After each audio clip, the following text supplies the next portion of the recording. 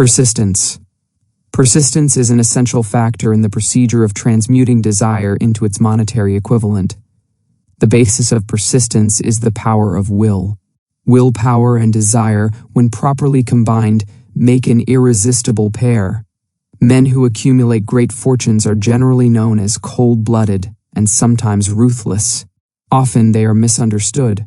What they have is willpower, which they mix with persistence and place back of their desires to ensure the attainment of their objectives. Henry Ford has been generally misunderstood to be ruthless and cold-blooded. This misconception grew out of Ford's habit of following through in all of his plans with persistence. The majority of people are ready to throw their aims and purposes overboard and give up at the first sign of opposition or misfortune. A few carry on despite all opposition until they attain their goal. These few are the Fords, Carnegies, Rockefellers, and Edisons. There may be no heroic connotation to the word persistence, but the quality is to the character of man what carbon is to steel. The building of a fortune, generally, involves the application of the entire 13 factors of this philosophy. These principles must be understood. They must be applied with persistence by all who accumulate money. If you are following this book with the intention of applying the knowledge it conveys, your first test as to your persistence will come when you begin to follow the 6 steps described in the 2nd chapter. Unless you are one of the 2 out of every 100 who already have a definite goal at which you are aiming, and a definite plan for its attainment, you may read the instructions and then pass on with your daily routine and never comply with those instructions. The author is checking you up at this point, because lack of persistence is one of the major causes of failure. Moreover, experience with thousands of people has proved that lack of persistence is a weakness common to the majority of men. It is a weakness which may be overcome by effort. The ease with which lack of persistence may be conquered will depend entirely upon the intensity of one's desire. The starting point of all achievement is desire. Keep this constantly in mind. Weak desires bring weak results, just as a small amount of fire makes a small amount of heat.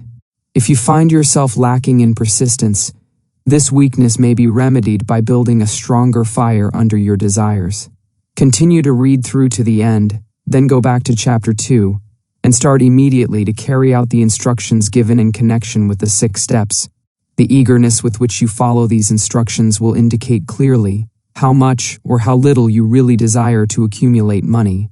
If you find that you are indifferent, you may be sure that you have not yet acquired the money consciousness which you must possess before you can be sure of accumulating a fortune. Fortunes gravitate to men whose minds have been prepared to attract them, just as surely as water gravitates to the ocean.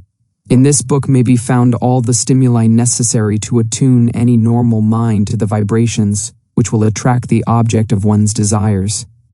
If you find you are weak in persistence, center your attention upon the instructions contained in the chapter on power to surround yourself with a master mind group, and through the cooperative efforts of the members of this group, you can develop persistence. You will find additional instructions for the development of persistence in the chapters on auto-suggestion and the subconscious mind. Follow the instructions outlined in these chapters until your habit nature hands over to your subconscious mind a clear picture of the object of your desire. From that point on, you will not be handicapped by lack of persistence. Your subconscious mind works continuously while you are awake and while you are asleep. Spasmodic or occasional effort to apply the rules will be of no value to you. To get results, you must apply all of the rules until their application becomes a fixed habit with you. In no other way can you develop the necessary money consciousness. Catch the full significance of the statements in the preceding paragraph, and you will understand the importance of persistence in the accumulation of a fortune. Without persistence, you will be defeated, even before you start.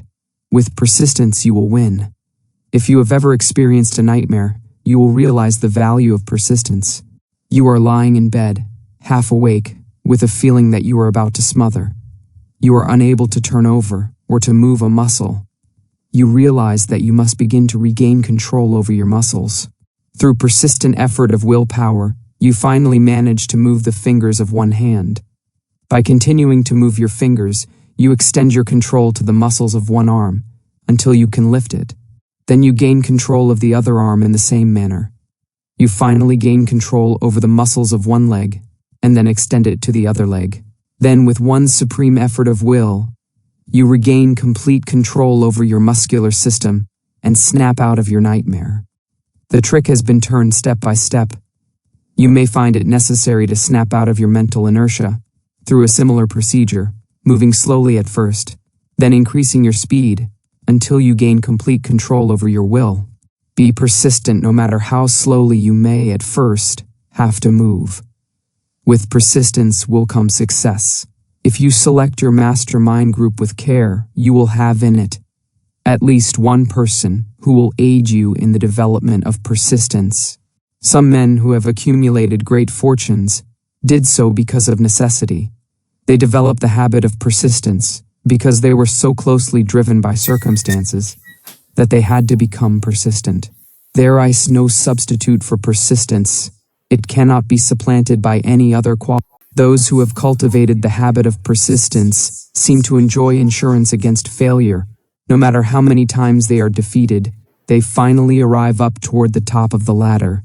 Sometimes it appears that there is a hidden guide whose duty is to test men through all sorts of discouraging experiences. Those who pick themselves up after defeat and keep on trying arrive, and the world cries, "Bravo! I knew you could do it."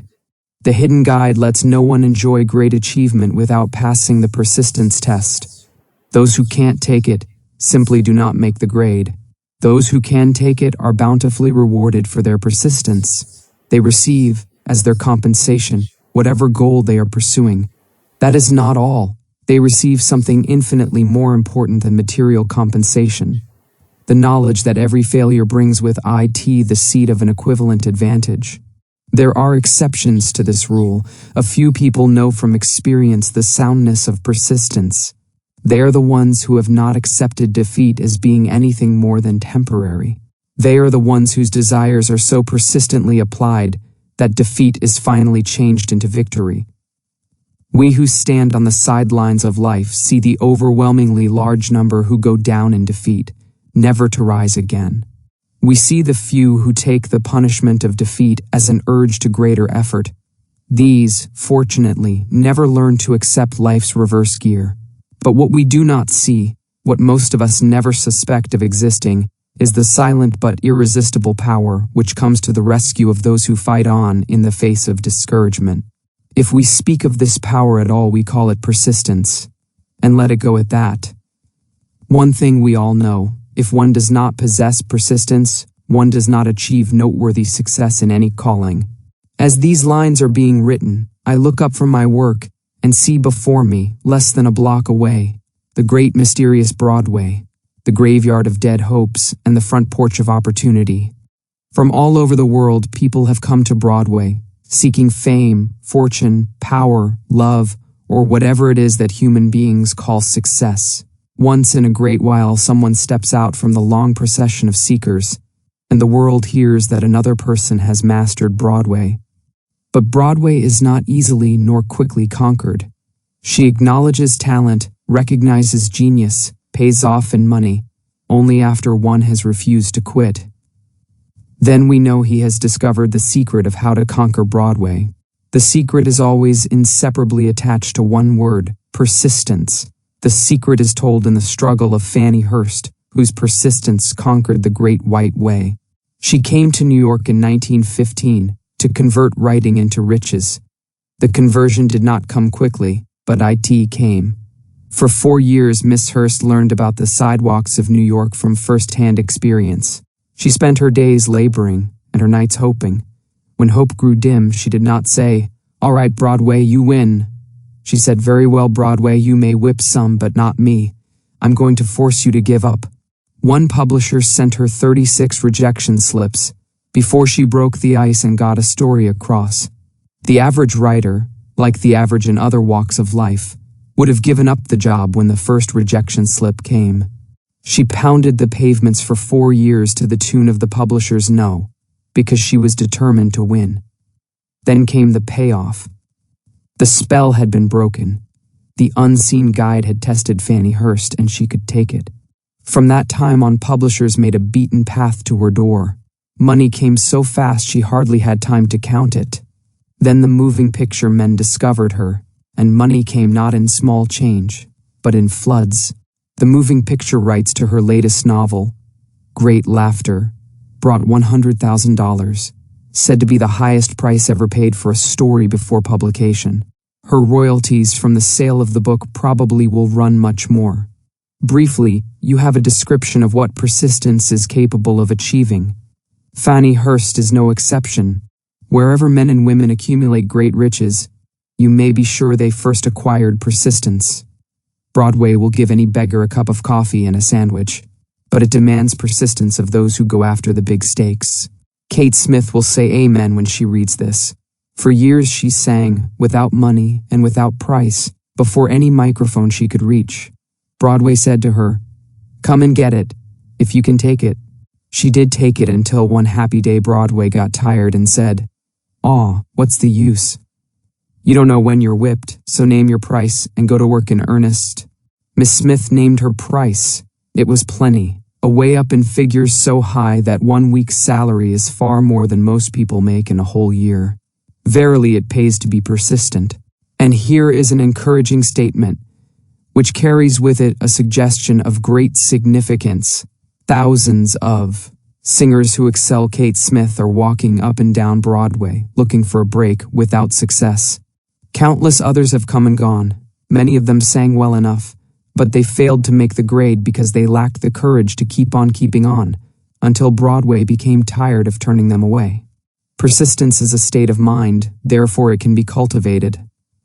Like all states of mind, persistence is based upon definite causes, among them these: definiteness of purpose.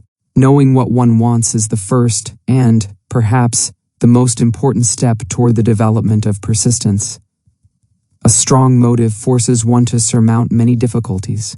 Desire. It is comparatively easy to acquire and to maintain persistence in pursuing the object of intense desire.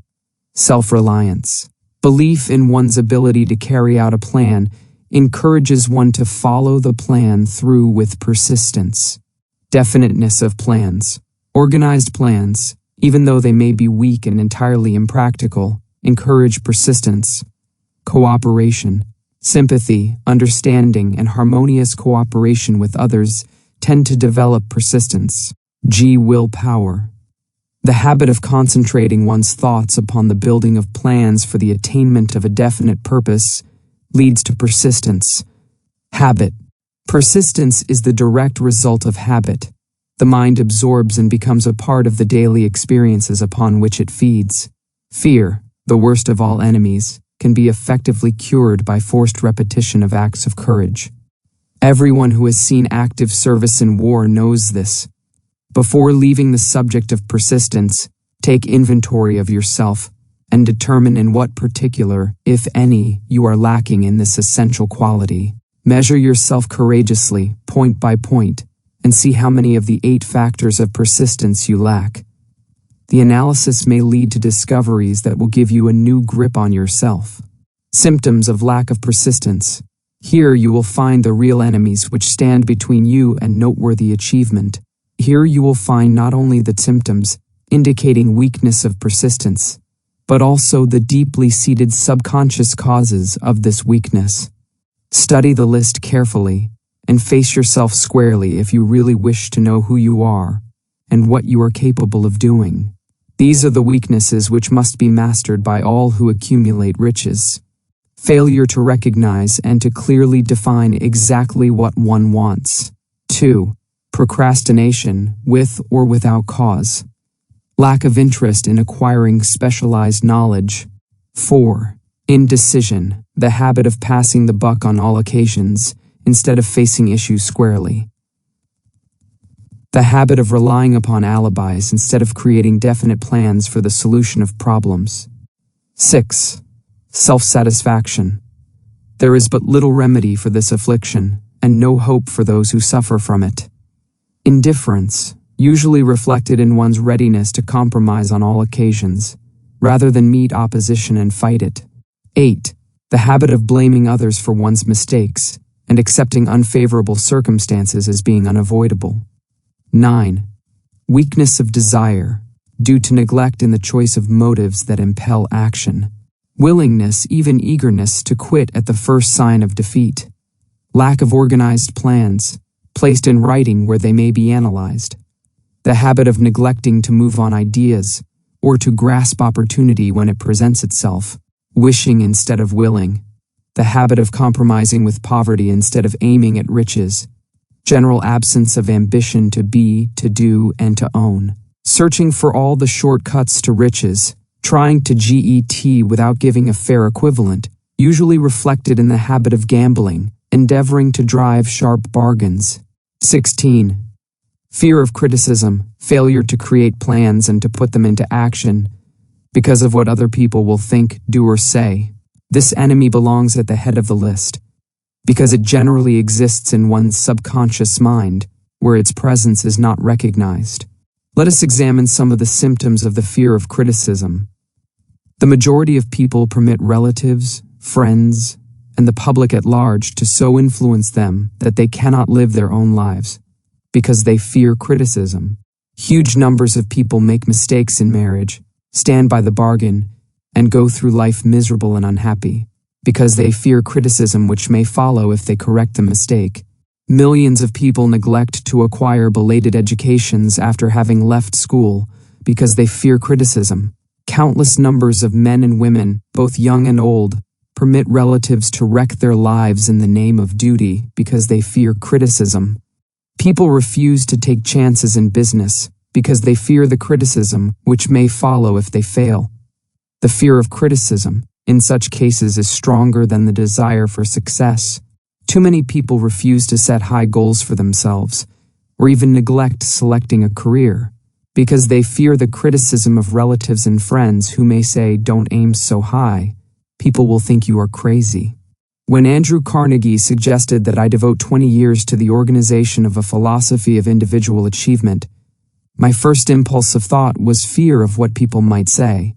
The suggestion set up a goal for me, far out of proportion to any I had ever conceived. As quick as a flash, my mind began to create alibis and excuses, all of them traceable to the inherent fear of criticism. Something inside of me said, "You can't do it, the job is too big and requires too much time. What will your relatives think of you? How will you earn a living? No one has ever organized a philosophy of success. What right have you to believe you can do it? Who are you anyway to aim so high? Remember your humble birth. What do you know about philosophy? People will think you are crazy. Why hasn't some other person done this before now?" These and many other questions flashed into my mind and demanded attention. It seemed as if the whole world had suddenly turned its attention to me with the purpose of ridiculing me into giving up all desire to carry out Mr. Carnegie's suggestion. I had a fine opportunity, then and there, to kill off ambition before it gained control of me. Later in life, after having analyzed thousands of people, I discovered that most ideas are stillborn and need the breath of life injected into them through definite plans of immediate action. The time to nurse an idea is at the time of its birth. Every minute it lives gives it a better chance of surviving. The fear of criticism is at the bottom of the destruction of most ideas which never reach the planning and action stage. Many people believe that material success is the result of favorable breaks. There is an element of ground for the belief, but those depending entirely upon luck are nearly always disappointed, because they overlook another important factor which must be present before one can be sure of success. It is the knowledge with which favorable breaks can be made to order. During the Depression, W.C. Fields, the comedian, lost all his money and found himself without income, without a job, and his means of earning a living no longer existed. Moreover, he was past 60, when many men consider themselves old. He was so eager to stage a comeback that he offered to work without pay in a new field. In addition to his other troubles, he fell and injured his neck. To many, that would have been the place to give up and quit. But Fields was persistent. He knew that if he carried on, he would get the breaks sooner or later, and he did get them, but not by chance. Marie Dressler found herself down and out, with her money gone, with no job, When she was about 60, she too went after the breaks and got them. Her persistence brought an astounding triumph late in life, long beyond the age when most men and women are done with ambition to achieve. Eddie Cantor lost his money in the 1929 stock crash, but he still had his persistence and his courage. With these, plus 2 prominent eyes, he exploited himself back into an income of $10,000 a week. Verily, if one has persistence, one can get along very well without many other qualities. The only break anyone can afford to rely upon is a self-made break. These come through the application of persistence. The starting point is definiteness of purpose. Examine the first 100 people you meet. Ask them what they want most in life, and 98% of them will not be able to tell you. If you press them for an answer, some will say security, many will say money, a few will say happiness, others will say fame and power, and still others will say social recognition, ease in living, ability to sing, dance, or write. But none of them will be able to define these terms, or give the slightest indication of a plan by which they hope to attain these vaguely expressed wishes. Riches do not respond to wishes. They respond only to definite plans, backed by definite desires, through constant persistence. How to develop persistence. There are 4 simple steps which lead to the habit of persistence. They call for no great amount of intelligence, no particular amount of education, and but little time or effort.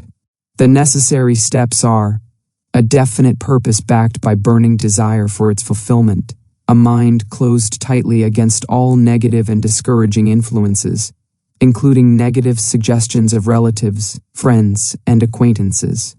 4. A friendly alliance with one or more persons who will encourage one to follow through with both plan and purpose. These 4 steps are essential for success in all walks of life. The entire purpose of the 13 principles of this philosophy is to enable one to take these 4 steps as a matter of habit.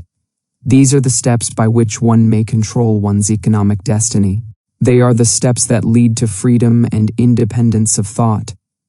There is a magnificent reward for all who learn to take these 4 steps. It is the privilege of writing one's own ticket and of making life yield whatever price is asked.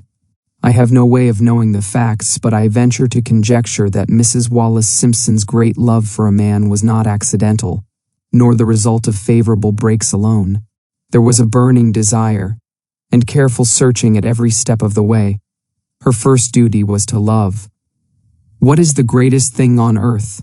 The master called it love, not man-made rules, criticism, bitterness, slander, or political marriages, but love. She knew what she wanted, not after she met the Prince of Wales, but long before that. Twice when she had failed to find it, she had the courage to continue her search. To thine own self be true, and it must follow, as the night the day, thou canst not then be false to any man. Her rise from obscurity was of the slow, progressive, persistent order, but it was sure. She triumphed over unbelievably long odds, and no matter who you are or what you may think of Wallace Simpson, or the king who gave up his crown, for her love, she is an astounding example of applied persistence, an instructor on the rules of self-determination, from whom the entire world might profitably take lessons. When you think of Wallace Simpson, think of one who knew what she wanted and shook the greatest empire on earth to get it. Women who complain that this is a man's world, that women do not have an equal chance to win, owe it to themselves to study carefully the life of this unusual woman, who at an age which most women consider old, captured the affections of the most desirable bachelor in the entire world. And what of King Edward? What lesson may we learn from his part in the world's greatest drama of recent times? Did he pay too high a price for the affections of the woman of his choice? Surely no one but he can give the correct answer. The rest of us can only conjecture. This much we know: the king came into the world without his own consent. He was born to great riches without requesting them. He was persistently sought in marriage. Politicians and statesmen throughout Europe tossed dowagers and princesses at his feet. Because he was the firstborn of his parents, he inherited a crown, which he did not seek and perhaps did not desire. For more than 40 years he was not a free agent, could not live his life in his own way, had but little privacy, and finally assumed duties inflicted upon him when he ascended the throne. Some will say, with all these blessings, King Edward should have found peace of mind, contentment, and joy of living. The truth is that back of all the privileges of a crown, all the money, the fame, and the power inherited by King Edward, there was an emptiness which could be filled only by love. His greatest desire was for love. Long before he met Wallace Simpson, he doubtless felt this great universal emotion tugging at the strings of his heart, beating upon the door of his soul, and crying out for expression. And when he met a kindred spirit, crying out for this same holy privilege of expression, he recognized it, and without fear or apology, opened his heart and bade it enter. All the scandal mongers in the world cannot destroy the beauty of this international drama, through which two people found love, and had the courage to face open criticism, renounce all else to give it holy expression. King Edward's decision to give up the crown of the world's most powerful empire, for the privilege of going the remainder of the way through life with the woman of his choice, was a decision that required courage. The decision also had a price. But who has the right to say the price was too great? Surely not he who said, "He among you who is without sin, let him cast the first stone," as a suggestion to any evil-minded person who chooses to find fault with the Duke of Windsor, because his desire was for love, and for openly declaring his love for Wallace Simpson, and giving up his throne for her. Let it be remembered that the open declaration was not essential. He could have followed the custom of clandestine liaison which has prevailed in Europe for centuries, without giving up either his throne or the woman of his choice, and there would have been no complaint from either church or laity. But this unusual man was built of sterner stuff. His love was clean, it was deep and sincere. It represented the one thing which, above all else, he truly desired. Therefore, he took what he wanted and paid the price demanded. If Europe had been blessed with more rulers with the human heart and the traits of honesty of ex-King Edward for the past century, that unfortunate hemisphere now seething with greed, hate, lust, political connivance, and threats of war, would have a different and a better story to tell. A story in which love and not hate would rule. In the words of Stuart Austin Weir, we raise our cup and drink this toast to ex-King Edward and Wallace Simpson. Blessed is the man who has come to know that our muted thoughts are our sweetest thoughts. Blessed is the man who from the blackest depths can see the luminous figure of love, and seeing sing and singing say, "Sweeter far than uttered lays are the thoughts I have of you." In these words would we pay tribute to the two people who, more than all others of modern times, have been the victims of criticism and the recipients of abuse, because they found life's greatest treasure and claimed it. Most of the world will applaud the Duke of Windsor and Wallace Simpson because of their persistence in searching until they found life's greatest reward. All of us can profit by following their example in our own search for that which we demand of life. What mystical power gives to men of persistence the capacity to master difficulties? Does the quality of persistence set up in one's mind some form of spiritual, mental, or chemical activity which gives one access to supernatural forces? Does infinite intelligence throw itself on the side of the person who still fights on, after the battle has been lost, with the whole world on the opposing side? These and many other similar questions have arisen in my mind as I have observed men like Henry Ford, who started at scratch and built an industrial empire of huge proportions, with little else in the way of a beginning but persistence.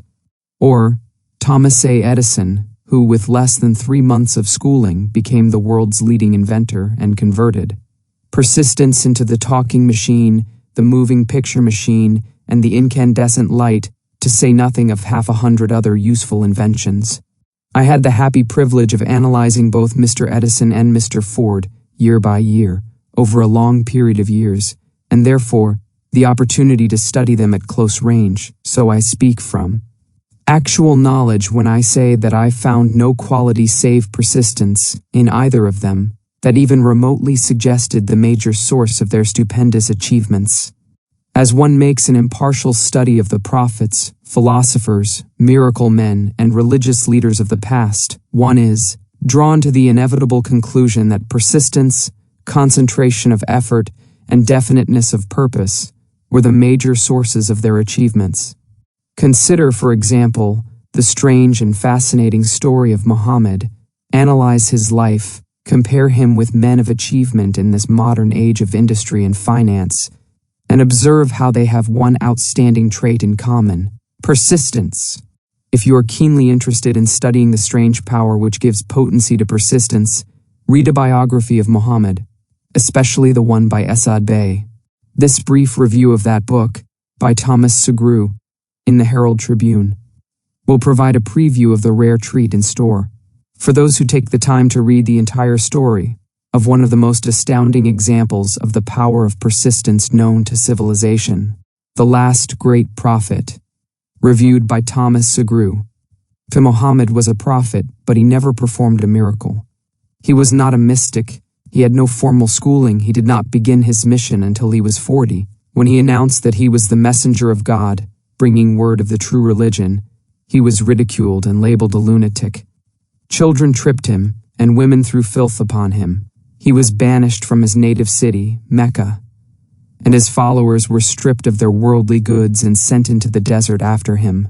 When he had been preaching 10 years, he had nothing to show for it but banishment, poverty, and ridicule. Yet before another 10 years had passed, he was dictator of all Arabia, ruler of Mecca, and the head of a new world religion which was to sweep to the Danube and the Pyrenees before exhausting the impetus he gave it. That impetus was threefold: the power of words, the efficacy of prayer, and man's kinship with God. His career never made sense.